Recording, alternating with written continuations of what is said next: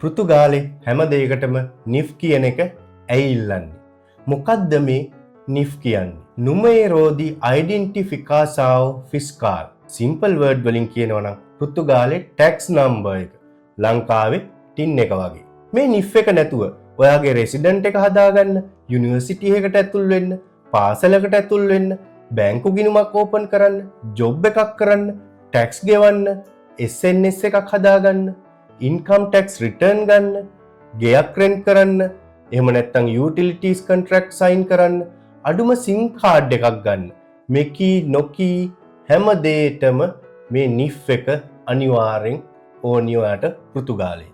ඒ හින්දා පෘතුගාලෙට ආව ගමන් හරි එන්න කලින් හරි කරන්න ඕනි පළවෙනිම දේ තමයි මේ නිෆ් එක හදාගන්න එක. නිෆ් එක ගන්නෙ කොහොමද? ඩොකියුමන්ට්ස් මොනවද?